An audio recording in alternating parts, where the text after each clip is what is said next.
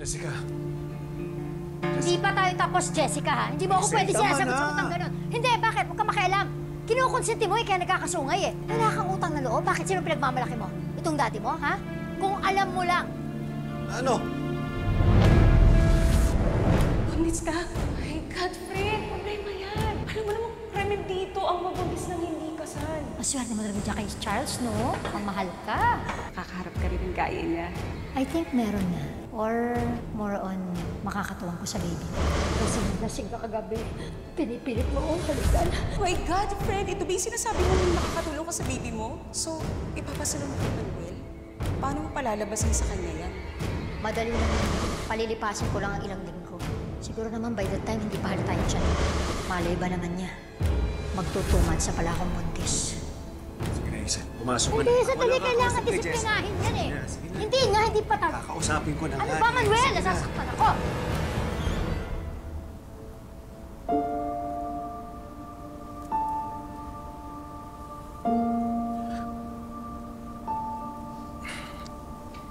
Anak, bakit naman kasi sinagot-sagot mo yung mami mo?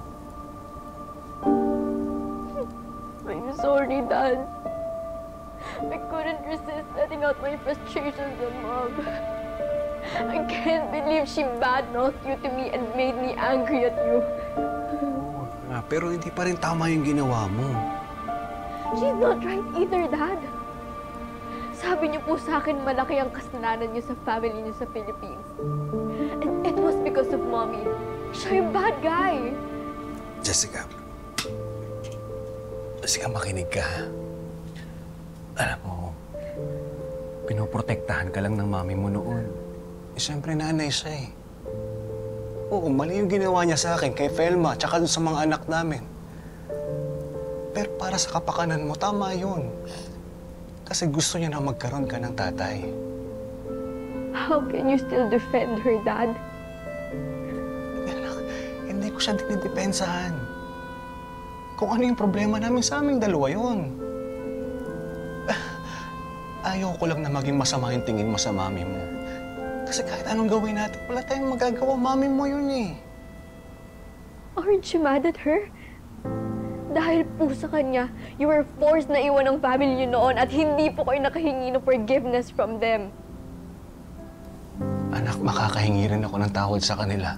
Hindi lang ngayon. Ha? Sige na. Ang promise mo sa akin, mamaya magsasorry ka kay mami, ha? Sige na, tama na. Huwag ka na umiyak. Promise.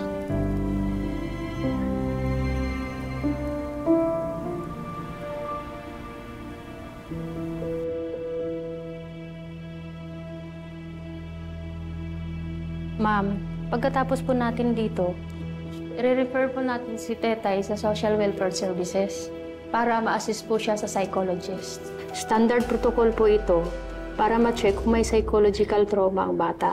Ayaw po akong bitawan ni Boss Lance. Mabuti na lang po, dumating si tatay.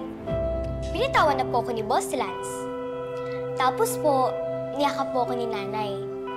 Tapos po, pinasok niya po ako sa loob ng bahay. Tapos po, hindi ko na po alam kung ano po nangyari. Mukhang maayos naman po si Tetay, pero dadalhin pa rin po natin siya sa psychologist. Kailangan pa rin po yun. Opo, ma'am. Salamat, Jeff.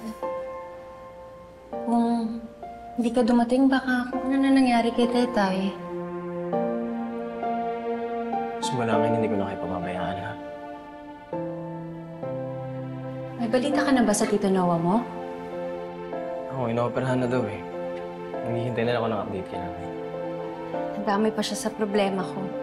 Sana walang mangyaring masama sa kanya. Kilala ko yung si Tito Noah, fighter. Sigurado ako maaaring pa sa'yo.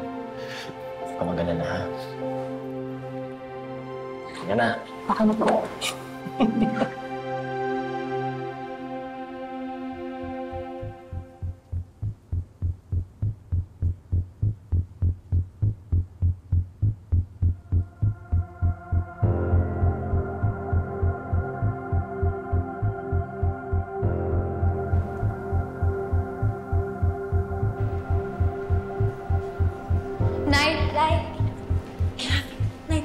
Salamat.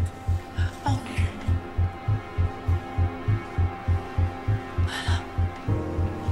Nurse, kumusta si Noah? Tapos na ba yung operasyon niya?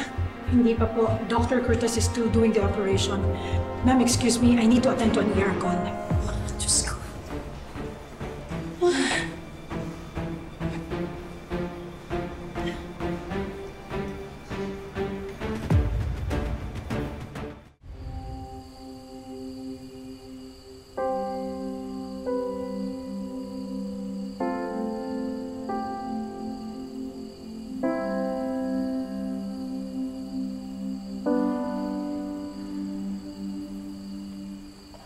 Ayaw niyo talagang sa bahay na lang muna kayo mag-stay ni Tatay? Okay naman na kami dito, Jeff. Safe naman na kami. Nakadetain na si Lance. Yung sinabi ko sa'yo, ha? Yung niligawan kita. Di si seryoso ko doon.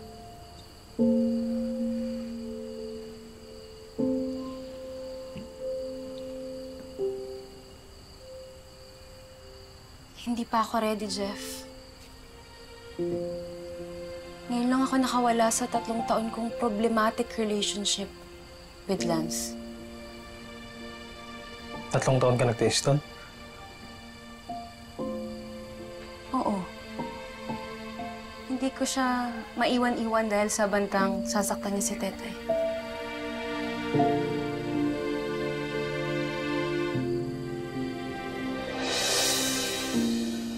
Easy, sorry, ha?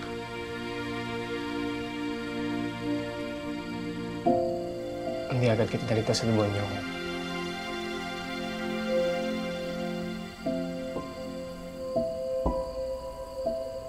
Tapos na yun. Pero, aaminin ko, simula nung naging kami, basag ako. Sinira niya ako. Ngayon pa lang ulit ako magkakaroon ng chance para uwiin yung sarili ko. Pero huwag kang mag-alala. Hindi kita pagbabawalan kay Tetay. Salamat. Okay na ako doon. Sa ngayon, maghihintay ako na dito lang ako. Habang binubuo mo pa yung sarili mo. Daisy, maghihintay ako. Sige, pag may kailangan ka, tumawag ka lang, ha? Sige.